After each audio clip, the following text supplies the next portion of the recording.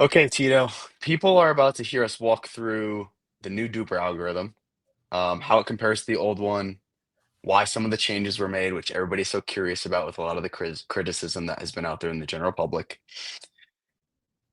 We'll get into specific scenarios, the things that may not have made sense under the old system, and how the new models aim to solve those issues.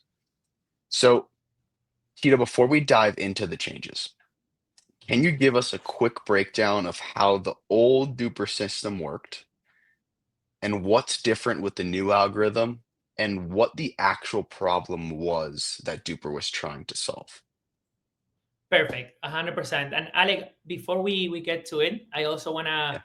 wanna make sure that to tell the community and all of the listeners here is like, I want you to ask me all of the questions, all of the tough ones. I am gonna be as an open book here. I know there is a lot of conflict with so many things. I would love to talk about the gender, age, talk about winning going down, and all of the stuff. I think that's super important. So I just want to throw out there that, and I even told you before we started the podcast, I don't want you to be nice to me. I want you to kill me. I want you to bring as many issues as you've seen online, examples. I'm gonna be as transparent as we can be, because I think I want to be fair for the community. And listen, a lot of people are worried, and I want to address those concerns, and I want to address their feedback, because I mean, some people have read a couple of comments. Oh, DUPR is not listening. Trust me, guys. I'm reading every single one of your comments. I am out there. I haven't slept on the last 3 days. I'm reading every Facebook comment. I'm looking at everything because I care. I truly care. Like, this is my baby and the baby of everyone working at DUPR. I know a lot of people think that DUPR is this 400 people company. We're a startup with a lot of passionate people that truly care. So I just wanted to address that, and let you guys know that I'm listening to the feedback. Okay, but in terms of how the DUPR algorithm works, so we a couple of years ago we had a spread system like we had right now. Okay, we had a dynamic spread system. So what happened is that there was a network of connectivity, and a spread, the expectation, what is causing all of this conflict right now. And then we have people moving through that spread in a dynamic way, meaning people could go up or down even if they weren't playing, because this network system will adjust them based to the scale, looking at the data that the algorithm was getting into it. Okay. Okay. Now, we understood at some point that, I think that algorithm that is actually used in all of the racket sports, maybe it was too advanced for a young sport like pickleball, and a young community coming into pickleball, and this whole passion around it. So Was we this back in 2022-ish? Is Yes, this what you're talking about? Okay. correct. So we decided, right? We decided that, hey, you know what? Let's simplify things for now. Let's simplify things. We, and this is very important, we are gonna lose on accuracy a lot, for the sake of having something that is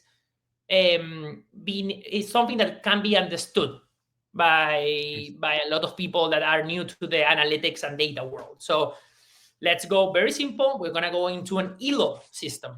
Okay, ELO system. I know a lot of people are bringing this up on the comments, but a lot of people are like, yeah, you should just bring ELO like in chess.com, like chess, simplify things. Okay. Okay, so ELO, just for those that are not part of are not data scientists. By the way, I'm not a data scientist. I have the smart people do all of the stuff. Uh, but an ELO system is very simple. It's almost like it's a win go up, lose go down, and that's it. And then it all kind of averages itself out. Now, why does that work for a chess.com, or why does it work for some video game style things? It's because you have to understand that those sports, right, are played digitally. So the volume of data, think about it, right? This is like hundreds of millions of, I don't know exactly the numbers, but there's millions of people around the world playing daily on their computer at home, playing chess games. So this is so much more games than pickleball.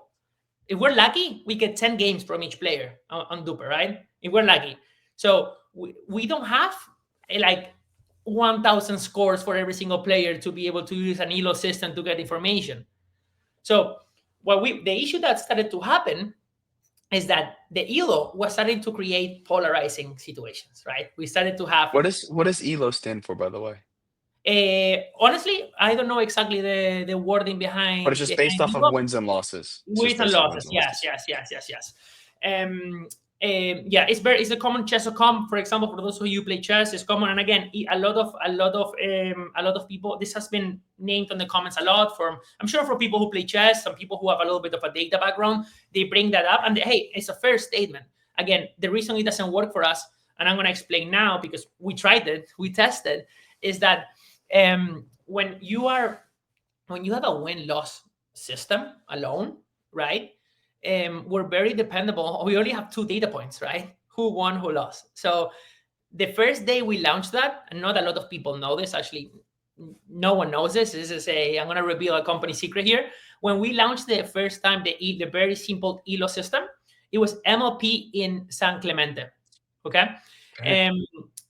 When we run a study on that post tournament, and we were going to post the ratings, the ELO system was so aggressive because Anna Leigh Waters had a very bad tournament on the that weekend. She didn't. It wasn't her best MLP.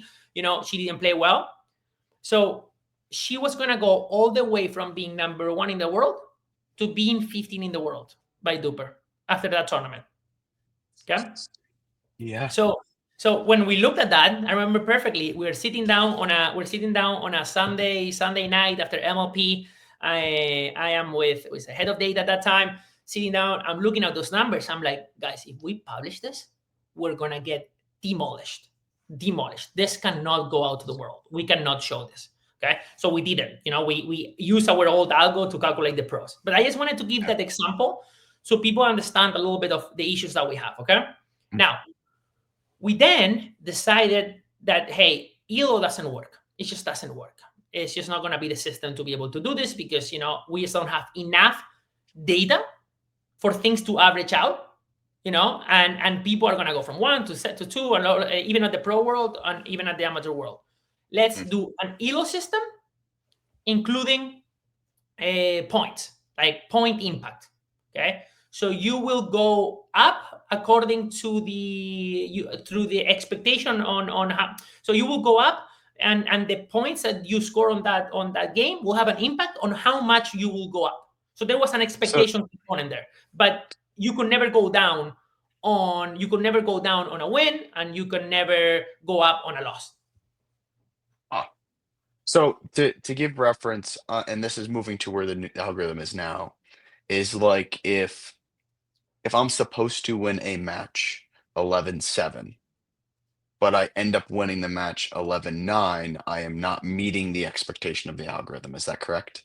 You're not meeting the expectation of the algorithm, right? But on Yeah. the old algo, you will still go up. You will still Yes. go up, and the player who lost that game, that actually proved to us that was better than the expectation, Mm, will also get punished for the game. gotcha. I know people are using a lot the word punish, which it's not the right word, guys. We're not trying to punish you. I promise you. We are not a reward system. We are not a reward punishment system. We are a scale, a rating, which is supposed to measure skill. We're not trying to punish you. I promise you. That's Mm, not the whole goal. I want you guys to be happy and enjoy pickleball and be part of the community. That's not what I'm trying to do. I don't wake up in the morning like, how am I gonna make people unhappy? I promise you. But that's the way it works. So now, this is super important, right? mm, 1 year later or a year and a half later, we have people, right, who have been playing with their supposed levels, right? And they've been winning and winning and winning and winning, right? And let me put a perfect example for this. I think a lot of people are going to really understand this. mm, Let's say that you are let's say you're a 4-5 in Pennsylvania. Okay, you are in Pennsylvania, you're a 4-5, you play with your group. Every single Wednesday, you play with a group. You are the most dominant player in the group, right? You're the best player, you're the best, all of your friends you're playing with, all of the groups, all of the round robin, everyone is like a 4-4-5, everyone is like a, 4-4-9, 4-5, but you just happen to be the player who dominates the most. We all know that player probably in the groups that we play. We know the player that we go and play, and usually, we're there but they beat us. And usually, actually, that's a player that you play with in the round robin, and you usually take the win with. You know the one I'm talking about. So those players, right, are playing duper games, and every single week they're separating from the group that they're playing, right? Mm. Because they're winning, they're winning, they're winning, they're winning. So now that player in Pennsylvania, that subgroup that he's playing on, that subgroup on that area is the group that's playing on that area, right? Now he is going all the way to a 5-0 because he keeps winning and winning, and he keeps getting rewarded for those wins, right? So now I go to anywhere in the world or any podcast that we hear around, and I hear things like, well, a 5-0 in Pennsylvania is not the same thing as a 5-0 in Florida. Have we heard that before, guys? Is that something that you guys have heard?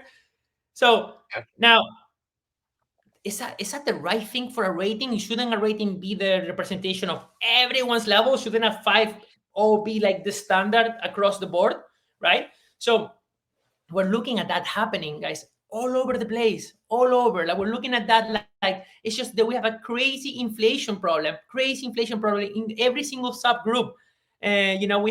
We have senior pros, right? We're fantastic. They're beasts, like they're great, right? But they're ranked almost top 30 MLP PPA, rankings through their dupers because they play with other senior pros. They are winning and winning and winning. We can talk about the H in a little bit, right? We're winning, winning, and winning. So they're passing the 6-0 level. And like, would they be that competitive against, Ben Jones, right? Mm. Think about that. That's the inflation part. Okay. Now let's talk about the deflation part. We on the deflation side, we have a lot of players who are competing at a very high level, or performing, sorry, not competing, performing at a high level within the group. Meaning, hey, I play on my 4 or 5 group. Okay, I I have always very tough matches. I'm always like 11-9. I lose 11-9, 11-9. I lose 11-8, 11-8, right? So, but I'm always competitive. Sometimes I win, but I lose more than I win. Mm. What's happening with those players that are proving that they can compete at that level and they're almost there is that they are deflating. They're going down because if the gap of percentage of win losses is substantial, right? Now, that losses are really bringing that person down. If it was a 50-50, hey, staying at the same place. Think about it, right? Staying at the same place, right? If I win 30% of the time and I lose, so if I win 30% and lose 70, I'm gonna end up being a 4-1, 4-0 at the end of time because my rating is getting pulled down. So those two cases is exactly what it was happening. So we needed to look at all of our data and think, um, oh wow, we have an issue. We have an issue here. We need to fix it. This is not the way to be able to get people accurate. We're gonna take a hit here because a lot of people are gonna get upset. But if we don't do this, this is gonna get out of hand, and we're gonna have a polarized rating that is gonna make no sense, and everyone is gonna be wrong. So that's why we did it. Those are the issues. That's why we went into this algorithm. So I'll tell you to kind of summarize from the deflationary part. I am definitely a player.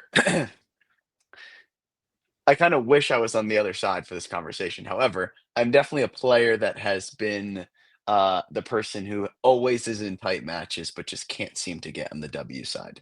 So I'm looking at this like this definitely proves that I can compete. Like I know I can compete, right? Um, because just by playing in the groups that I'm playing in, right?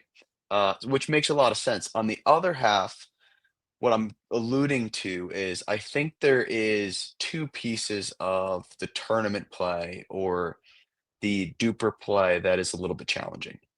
One half is the fact of are people going to end up protecting their dupers now, right?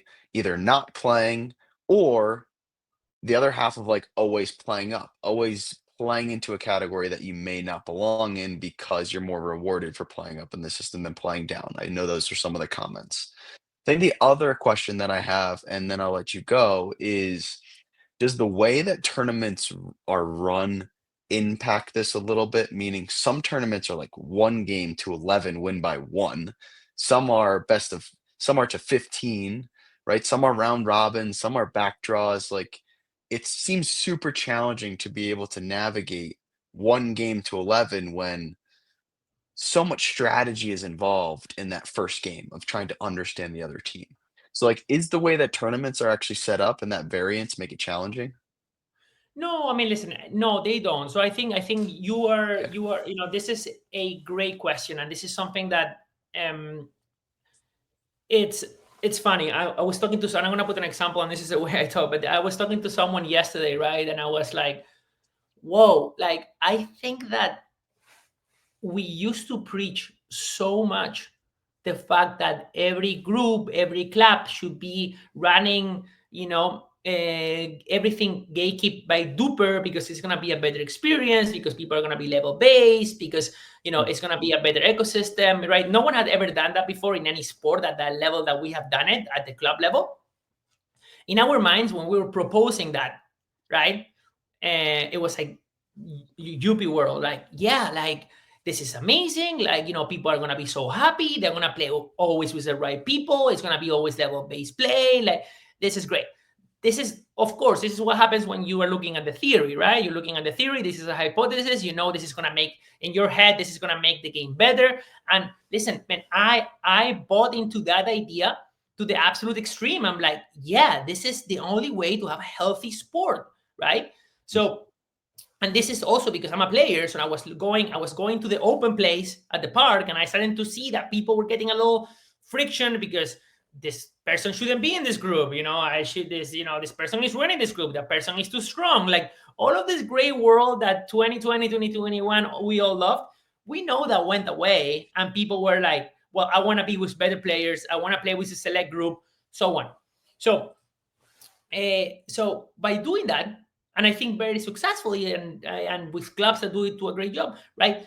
I think we create a little bit of a stigma, right, and a little bit of like the opposite mm, concept of what the rating is intended to be. I think people see their duper as a status symbol, and like they think that that status symbol, they think they're less or more depending on their rating, and people are upset and people protect it and everything else, and the truth is that the goal here is to have everyone accurately rated so you can find level based play. It's okay if you're a 3.5, it's okay if you're a 3.0, it's okay if you're a 2.0, it's okay if you're a 6.0.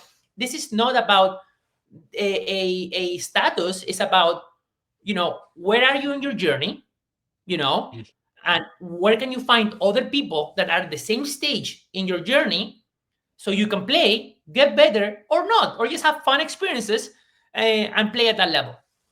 So sorry, I went around, but it's You're good. important to understand the status concept because the thing is that people are not realizing is like the more data that we add, right, the more accurate everyone is, and everything averages itself out. Okay, think we as I always say, and it's very important. We're not a ranking. We're a rating. We're a rating system.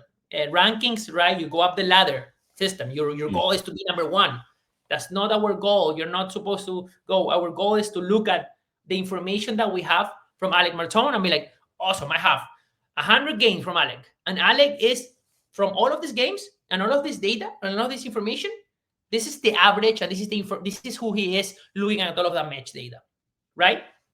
So, the playing, not playing, and protecting is a cultural flaw that we have as an industry, and we need to change it. That's yeah, people make a very fair argument about that. Honestly, it really honestly, the thing is, like, I think they're giving too much emphasis to one game, to one tournament, to one point, to, hey, what happens if there is windy today or I trip on the ball and all of that stuff. The reality is that, the more games that you put into Duper, the less those factors are gonna matter, right? And maybe mm. you can tell me, Tito, like, be realistic. Like, people are not, people are gonna protect it anyways, and it's not gonna go like that. Hey, fair, and then we can add other things into the system like decay and drop matches. We can find ways to make sure that that doesn't happen, and maybe we should. I mean, now I'm scared of making any change. Now I'm like, Is hey there guys. no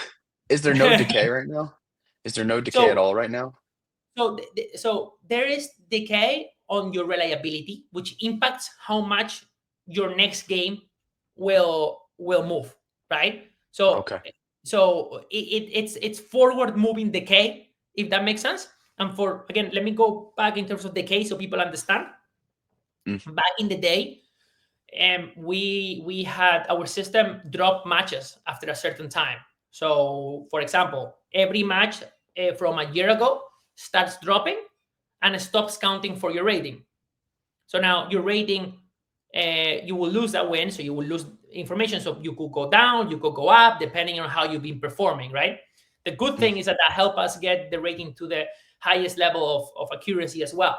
Now, that was controversial, at the time, and we wanted to get people used to the system and educated because there was movement without playing. People didn't understand how you went to bed being a 4-0 and you woke up being a 3-9, right? That was a rough concept. So now mm. uh, we should do that. Honestly, we should. If we're looking at the right things to do, we should do that because then and then we're incentivizing play and not protecting the rating. The whole goal here is it has to be a little bit of like a cultural push, all of us together knowing that this is the right thing to do. Like if it's not on DUPR, it didn't count. Because if we all did that and we all push for that system and we are not protecting the system, right? We will have a way healthier community, ratings, everything else, and everyone will be playing at the right level. Again, how do we eliminate that status? And listen, people who are frustrated about that, I get it. No one wants to be told, hey, you're not good enough for this group, or I don't want to play with you. I don't want to, no one. Trust me, rejection sucks. Hey guys, look at the comments I've been getting this week on DUPR. You have to see some of the crazy DMs I've been getting. It's not fun. People, some people have been super nice, Alec. I just want to say that, and amazing and supportive. And even if they were critical, very nice and very well mannered. Other people have been calling me all kinds of things on my DMs. So I know it's not a perfect world. So we're trying to, but again, it's about creating a system where, Alec, if you're protecting your rating, hey, Alec, dude, you cannot do that, man. Like this is for this, this is for pickleball. Like let's put it on, let's play the score. So that's really the question that I have is because I think a lot of the sentiment in many of the clubs, and we're talking about, the amateur player here, the competitive amateur player, we'll say anywhere from 3.5 to 4 or even 4.5. A lot of people are protecting those ratings because in the open play sessions that they want to go play in, you need a minimum DUPR rating to go and play. So it's like if I go play tournaments and my rating goes down, I can no longer play in the open play with my friends. So I think that is the hesitation of a lot of people wanting to play in these DUPR rated events and um, move forward in wanting to improve the rating because if the risk is almost too large. Does that make sense?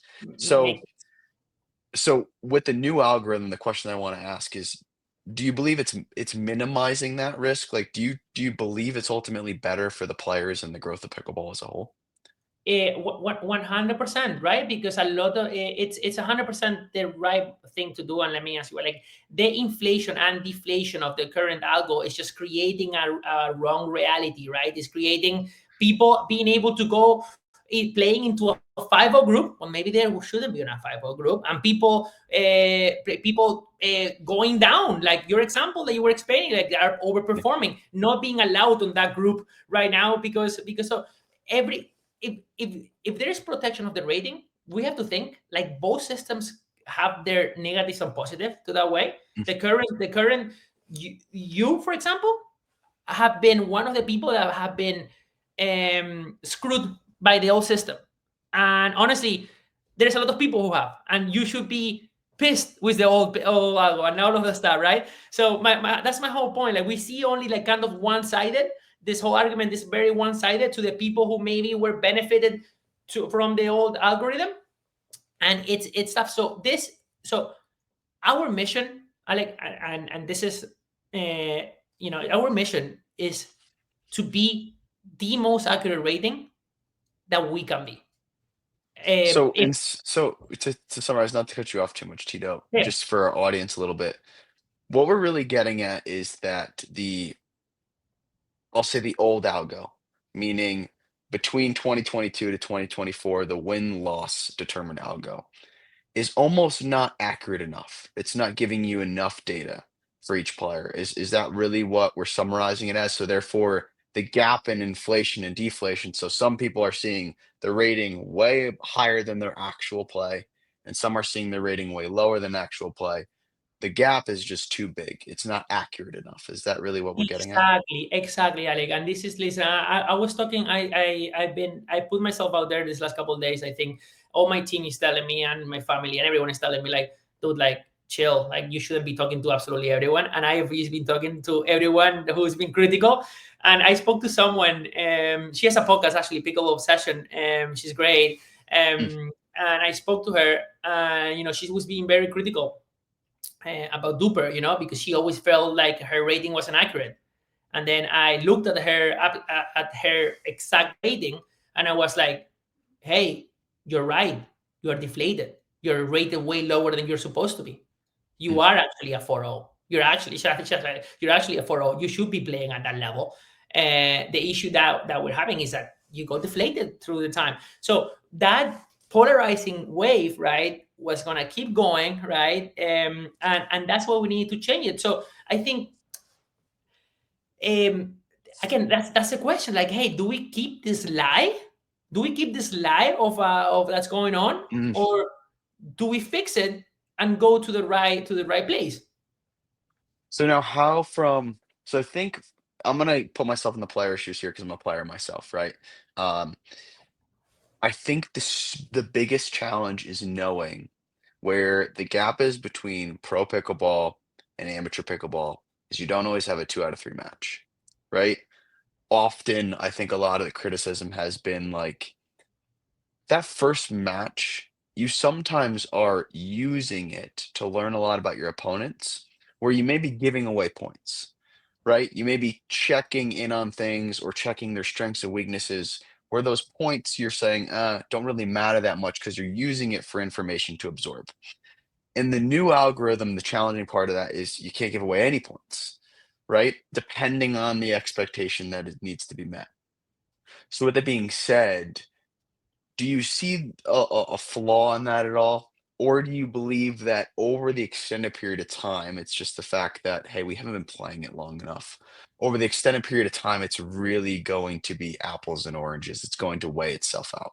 Yeah, no, listen, I see that a lot, and it's fair. It's totally Yeah. fair. It's like I get it. Like, I'm not trying to add an extra layer of stress to your game one where you're thinking, oh my god, I shouldn't lose another point. I actually played some timed matches, some timed games yesterday. It was by the clock, Mm. and I was feeling, I'm like, I only have 2 minutes to be able to catch up and win and go to the. So I know exactly. Again, I'm a player. I know exactly the pressure that we're talking about. I get that right now. um I've had, and I'm gonna put myself, Alec, have you ever had, actually, I'm gonna ask you, have you ever had moments in a game where you've been playing for a while and you start thinking about having to go to the supermarket afterwards and the shopping list, and, oh dude, I didn't answer that email, and you kind of suddenly, like, lose 2 or 3 points because you've been playing for a while, you're all tired, you lost your focus for a couple points, and you do that easy mistake? Has that ever happened to you? Absolutely. Yeah. Absolutely. So that happens to me quite a bit. Like, after at the third game, I'm already like, because we're not pros. We're Yeah. normal people. We have works, we have emails. Uh, my dog had a bellyache this morning, and I have to go to PetSmart and buy her some stuff. So I'm thinking about my life while I'm playing, and I'm not trained to be focused on every single point. So my whole point here is that, just like you're human, and you are looking at your first game a certain way, your opponents are too, Mm. right? And everyone else is too. And sometimes you have the day where, hey, you are earning, you are like freaking hitting ATPs, and every shot is just going on, and oh, I feel great today, and like, whoa. And then I have other days which I suck. And I am apologizing to the people I play with. I'm like, I'm so sorry, guys. I couldn't get a ball in today. I just really had a bad day. I'm sorry I made you come here after work for 2 hours and play with me when I sat. That has happened to so many of us. So my whole point is like, if you are a human being that you get the good days, and you're a human being that get the bad days, if you're looking at this argument of all of these different things, what happens is exactly, it averages itself out. It really does. This is, if you are accurately rated, it's not going to have a lot of the impact. I've seen so many people, Dane, right? I've been seeing posts, so many of these posts of like, well, this is ridiculous. I won all my tournament this weekend and my rating still went down.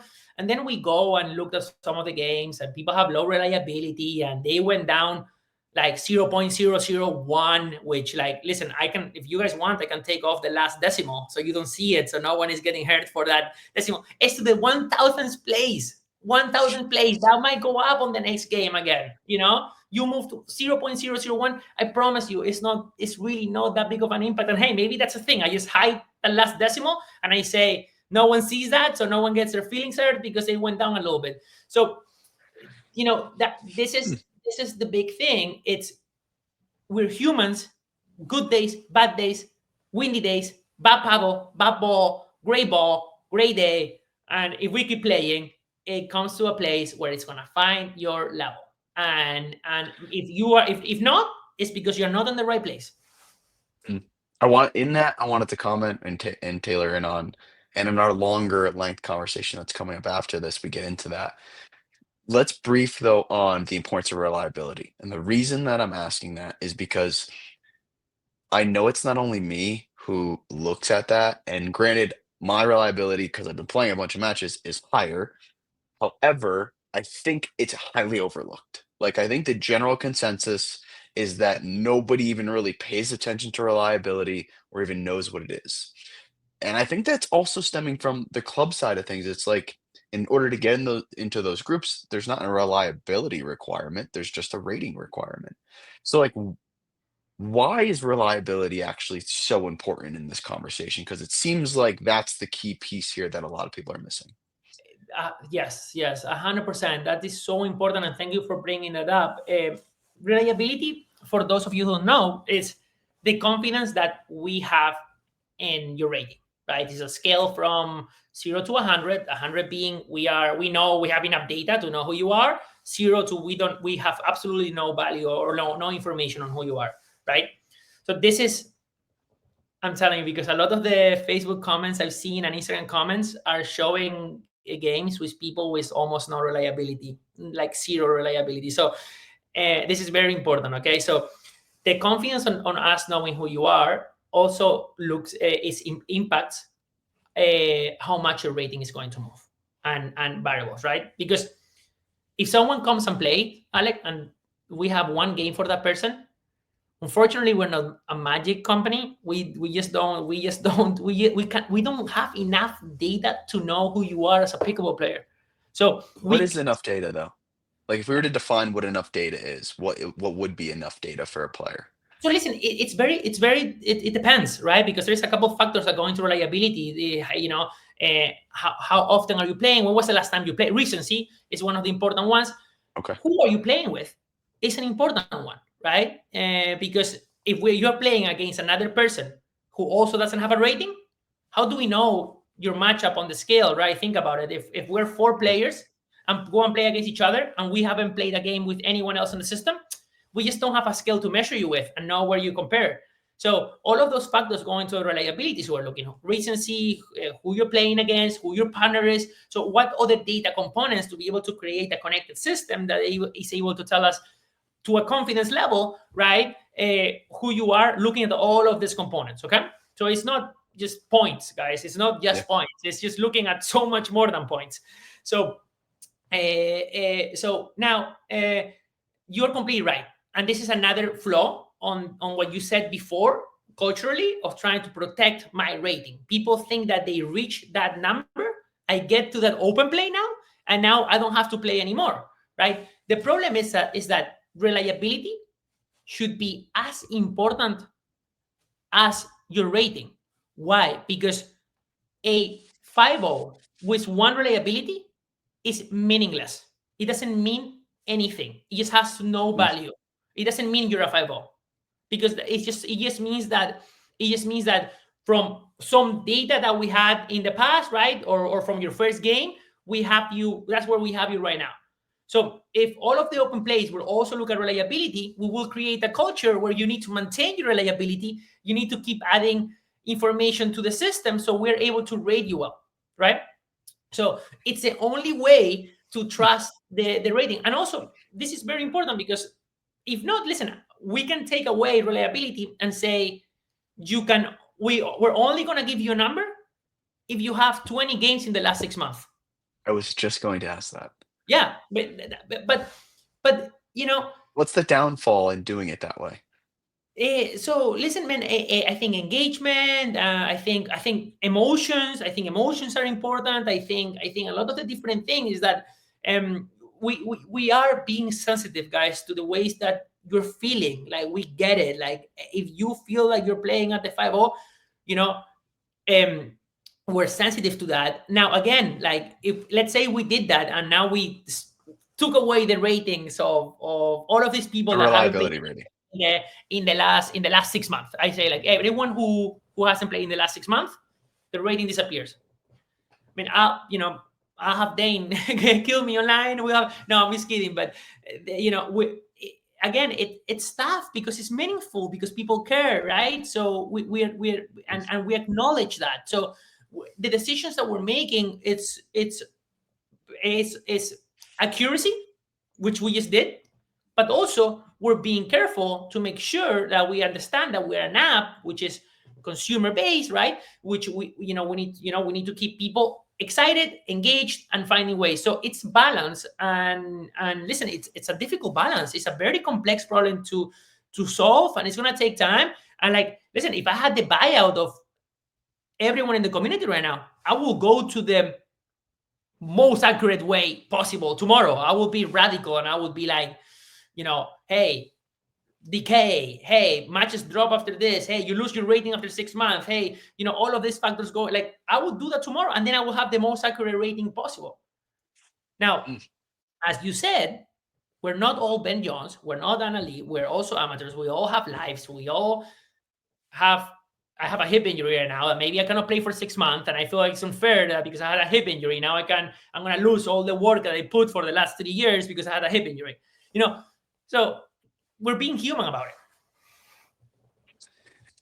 it. The reason that I brought that up is because I could see logically how you have a minimum barrier for entry, and that kind of would wipe away that period of inaccuracy in your reliability score if you did have a minimum number that needed to be met before you actually got a rating. The point that you just brought up too, when it comes to injury, is like, although injury is so unfortunate, isn't there something to be said that you may not come back from an injury the same skill level that you did, and you kind of have to work back up to your previous rating too? Agreed. Yeah, for sure. You're completely right. You're completely right. Like, injury is a complete factor. Like, um, so and hey, maybe you have a torn ACL, and maybe you are not gonna be a 5.0 like you were before, and that's fine. Again, like it comes back to the punishment reward concept, right? Our Yeah. job is not to punish you or reward you. Is to use all of these data points that we have and say, give you an average of all of this data and tell us your level. As I said, all of those factors, Mm. you are completely right. And again, if I were to be extremely radical about it and accuracy,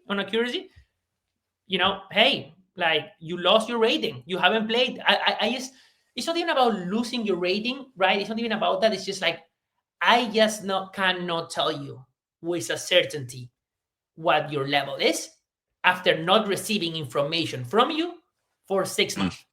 I just can't. I just, it's just like, it's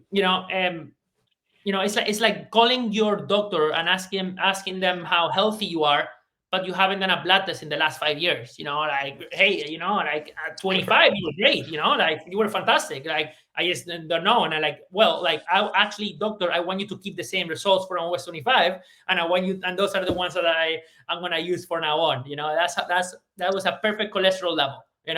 So it's exactly I this. completely get that. Yeah. That's a really good reference. It kind of alludes to two things that I wanted to get into before we close this conversation. The first thing is that there's been I'll use a couple of the examples that have been online. There's been a couple examples of extreme drops in duper scores. I think I remember seeing one guy played a singles tournament and somehow I can't remember if he won or he went like 5-2 or something, and his rating dropped to like 0.43 something. So like almost half of a whole point on duper. Is there a maximum spread now with this new system where your rating can only go so far down or so far up per game or per tournament? Or can you really take massive jumps in your duper in one direction or another, depending on the scenario? So let's bring back reliability, right? Yeah. And honestly, I been so encouraged by the community these last couple of days with the people who are sending so much love, but I have also been a little discouraged because a lot of the information that has been shared hasn't been completely honest. Okay, and this is Okay. and this is fair. Like, I mean, if you only tell literally a 5% of the story, it's deceiving to the community, right? Because as I said before, I am reading every single comment, guys. I am reading every single comment. I'm looking at every every Facebook game. Most of all of the games that people are posting are from people with no reliability, and we just spoke about this, right? Like, yeah, if you went into So a have you gone tournament, back and look at so these people that have posted, have you all gone of back them, and kind of looked all at of these them, games? Okay. I looked at every single one of them, and listen, this is for the community. It's a call out. I will, well, as much time as I can, but I will look at every freaking score that you send me. I will look at it and I will comment it with you. And if I am wrong, you can. I'll make a video telling for everyone I got it wrong. Like, I will look at every one of those results and look at them, because I'm looking at those scores, man. I'm saying like, hey, this guy went down 0.43, whatever, like crazy amount, right? Yes, that Mm. person had one game. And by the way, one of those what was posted was in the Philippines, where we didn't have that many. There was no sources of information because it's newer, the sport is not in the US. So Mm. that person like literally dropped a crazy amount after one game of data that we have from that person. So that was one. The other example that was extremely big, and uh, I wish I was able to call out the person who did, like, who complained about that. It's tough because I'm not a perfect human, but I am a human, and I don't want to. As I said, I do care maybe a little too much. Yeah. But one of the examples I showed, is one player was completely inflated some way from the old algo, right? And that player was a 6-1 rating, So 6-1 rating, and that player is playing 4-5, 5-0 tournaments and losing some games, winning some games, losing some games, winning some games. So now with the new algo, we looked at this player and we saw like, okay, is this guy a top 20 player in the in the PPA or APP or tour, whatever? Is he that player? No, this player is losing, some games with 4-9 players, right? This player is completely off, right? And hey, listen, we have a lot of games. Sometimes the old system and all of this data, like you have, bad data points will get a player who's not supposed to be there all the way up I was here. gonna ask that, like, how do you get so inflated to almost a 6-0, meaning in the top 30 of rankings or so forth on Duper? Like, how do you get that inflated in the Yeah, old so algo? this is there are some anomalies to specific to this concern. Someone that was on the first algorithm, then we changed to an elo. When they changed to the first elo movement, they won a couple games, went out extremely. Then they played on the other algo, they were winning as against a subgroup, and they got all the way up there, right? Now we're like there's a very few of those cases like that extreme, right? But if we're honest, right, and that player is honest, and the friends of those players are honest, right, we know that that player is not a top 20 player in the PPA, because if not, they will be playing a top 20 in the PPA and be drafted by an MLP team, right? So, yeah, that player dropped because we looked at all of these data points now with the new algorithm, and we're like, oh my God, like, this guy is closer to a 5.3 than a 6.1, and I mean, are we wrong by moving that person to the right place? Is that the wrong thing? I mean, again, and these are the things that is tough, and and that's what I'm trying to explain to people, because I do feel, listen, people are smart. Like, people get things, people understand them. People, once you explain to them and once you look at them, they get it. They get it right away. So, like, I have to say that with everyone, and I've been giving my phone number to everyone on DMs. It's not healthy. I'm like, yeah, just give me a call. Just give me a call. Just give me a call. It's not healthy. I feel that, Alec, if I'm able to explain things like the way I'm explaining them to you, and Yeah. looking at all of these cases, you might still not like it, and I respect that, and I get it. Like, I'm not everyone is gonna love us, not everyone is gonna like. I get it. I completely get it. But I think I can make you understand. I think I can make you understand that there's logic behind it, and Mm. that there were issues that we're trying to solve. I'm not saying that you have to like it, and that's fair, but it's going to be very tough to argue some of these cases logically on how are we wrong on specifics. Yeah. And I think where, like, to your point, and then the kind of the last piece that I want to get into here is like gender and age. Um, is the piece of like I am sitting on the side of the fence where probably depreciation plays into, or deflation plays more into my algorithm. However, I understand the extreme challenge on the other side of the fence, where if you are inflated, you now are in the mindset of like, this is the player that I am, right? If I am listed as a 5-0 on Duper, I'm a 5-0. I'm playing with 5-0s. The status that I'm telling other people is that I'm a 5-0. So, like, moving down from that status, like any part of life, is a very, very challenging thing to accept, right?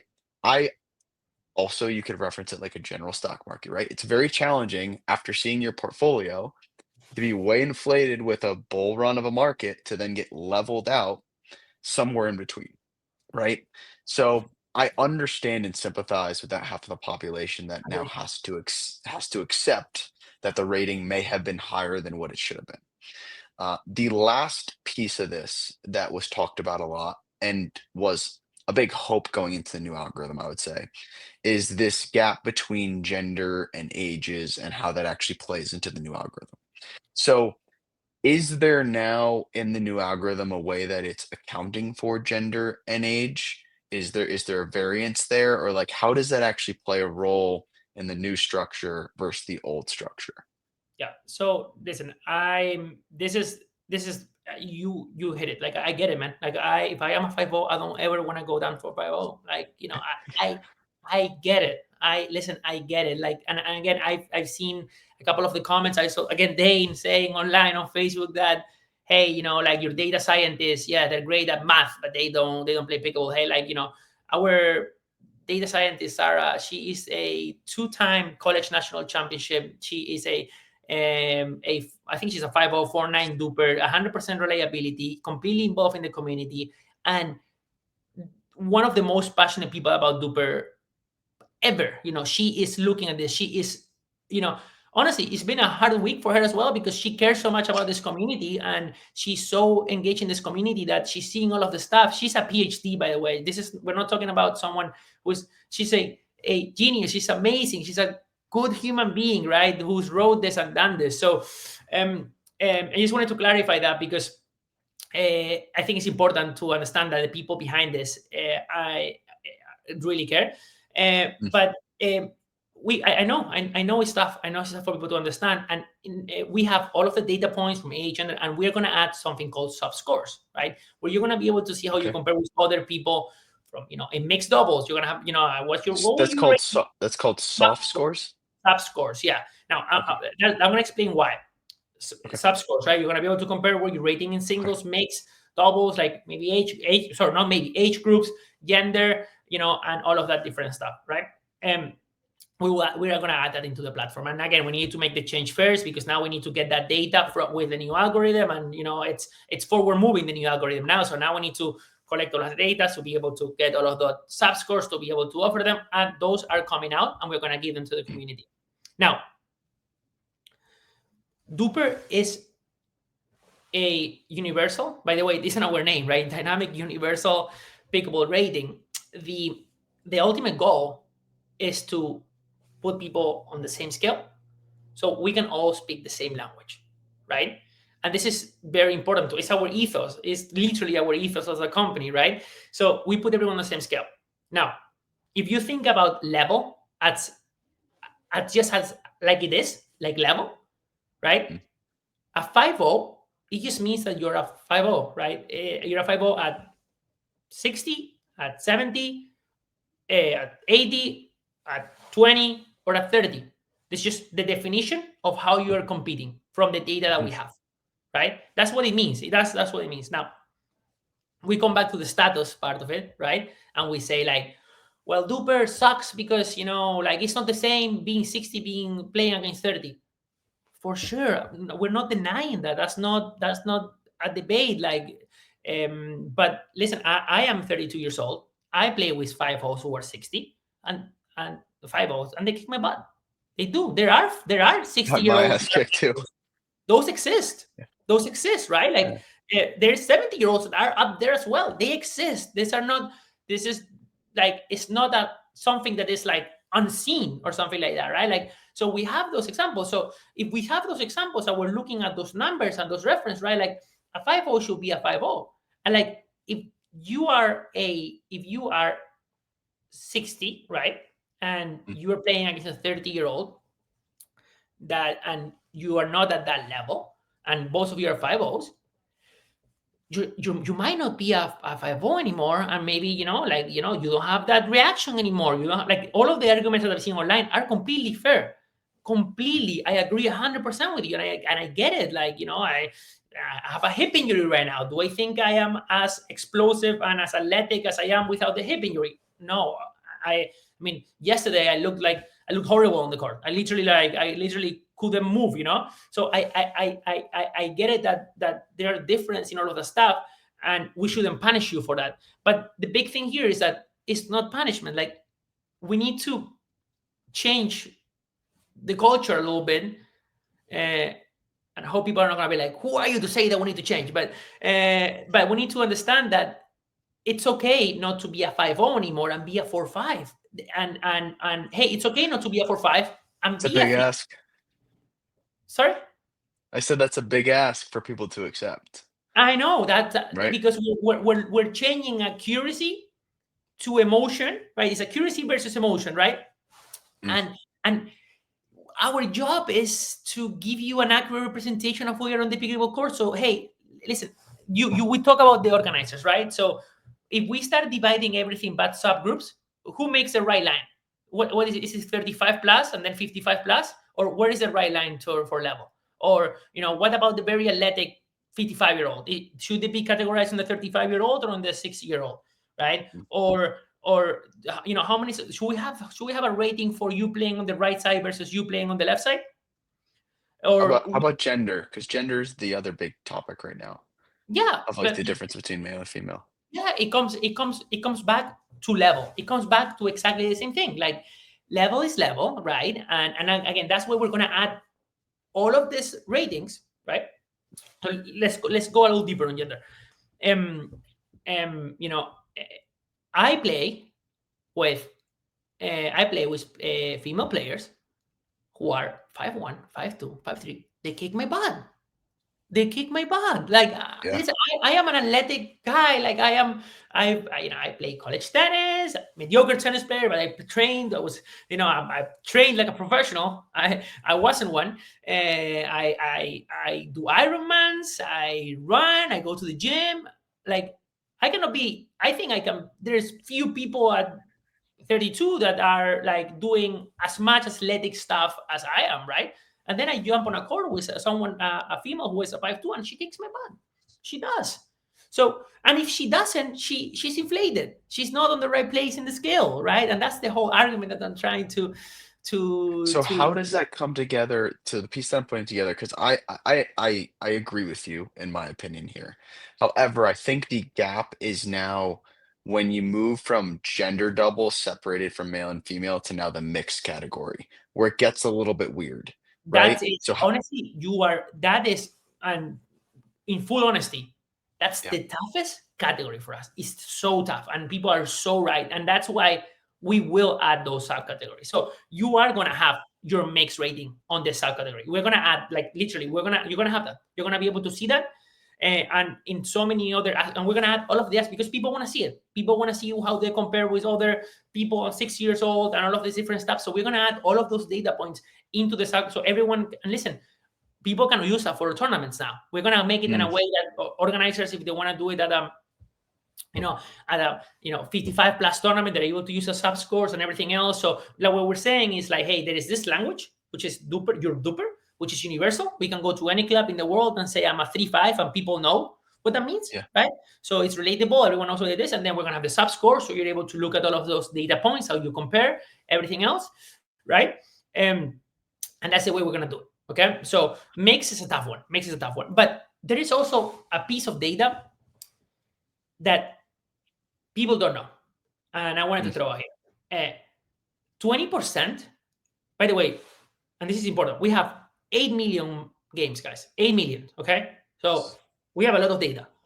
20% of our data, it's not. It's not common formats or common pairing. What I mean by that is that 20% of our data is three males, one woman, two females, two males. We have, three females, one male.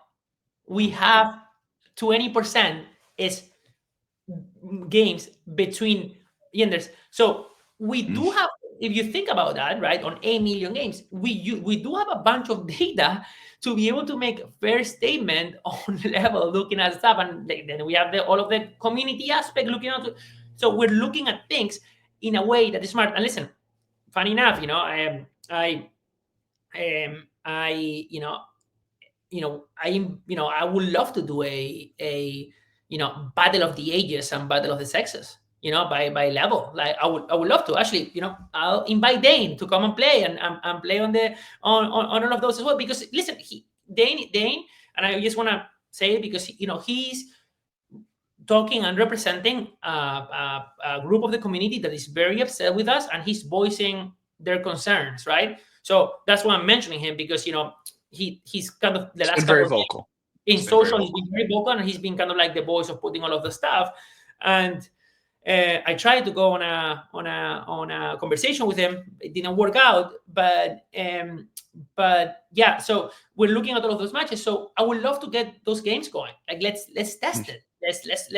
Let's go public. Let's put people on the court and see how the battle of the sexes work, and let's put the rating to work. Like that's the only way that we can get this better, is maybe Mm.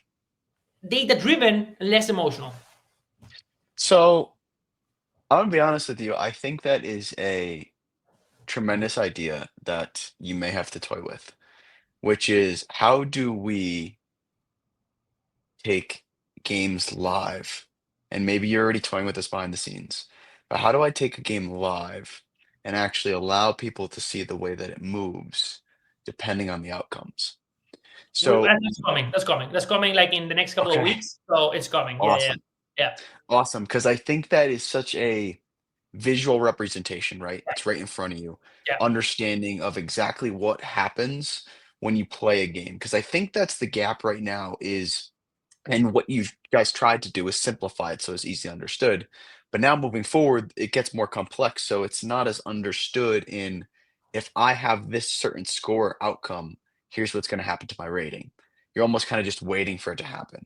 yeah. But the advice that I want to allow you to close with is how should we how should we be viewing our duper rating moving forward? Like, what is the best way for players, myself, our audience included, to go about improving their DUPR rating? Is it just playing matches? Am I going into that match saying, hey, here's the spread that I need to win by? Let me understand that I can only give this many points away. Is it not worrying about that at all? It's going to come out in the wash. Like, what is that advice of how to view and use our DUPR score moving forward? My biggest advice is you should never play pickleball to improve your DUPR rating. Okay, that's not the goal. Your goal is to improve your pickleball game, right? And your DUPR rating improving is a consequence of your improvement of the game. Okay, that's how we should be looking at this, and not as like as an obsession to go up and stuff like that, right? That's very important because because the goal here is to play more games. The goal has to be to make the rating more accurate, right, through data. The more data that I play, that I put into the algo, the more accurate it's gonna be through the community. So it's a little bit of a community kind of like concept, right? A little bit of a club concept, which I get it, stuff, right? Like everyone, we're all inherently a little selfish, right? Like we all want what's best for us.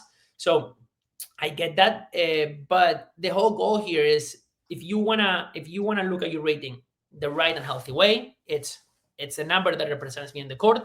The rating is only gonna get better if I play more games. So the more games, the better it gets. And there is no hack to improve your rating because your rating is not there to be improved. Your rating is there to be accurate. And if I improve my game and I train and I play more and I right, the consequences of getting your game better and being more competitive is that your DUPR rating goes up. So for our audience, the guarantee that you're pretty much making is that this new algorithm is much more accurate than the old one. Like the accuracy in your actual score So is much higher. when you look at um, algorithms and data models like this, right? Like for example, when you have like Brian Levine, which is former Goldman Sachs partner, who just made he just made an interview about this, right? I mean, the guy was writing, global trading algorithms for Goldman Sachs to trying to figure out, patterns that will tell you how this stock market was going to go. He was like making guesses or accurate guesses through data to be able to know where to put money in a simplified way, right? So the sorry, I lost my train of thought. What was your question again? They're So good.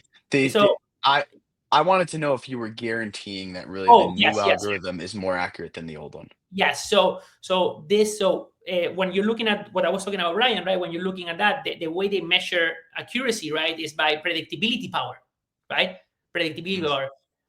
With this algorithm, our predictability power goes out an insane amount more. Like I'm talking about like insane. We're able to look Is at it 80 10x, 100x? Like, we go from a 72% accuracy to a 80% accuracy of looking at reliable matches, what the okay. score is going to be, right? So we literally Mhm. get like we and that might not sound like a lot to people, but that's a lot in data. And again, For uh, sports betting too. Yeah, it's right. insane. It's insane. So we're Yeah. looking at this and we're gaining so much predictability. And once we add connectivity, and once we add, well, if we add it, let's see, because but if we add the connectivity and we add the decay and a couple other factors, guys, like even keeps going up because we are collecting so much data. So with all of that data, we're able to make better predictions, and the better prediction is more accurate. So the accuracy level, guys, like one of the big things that people need to understand that algorithms are mathematical functions, right?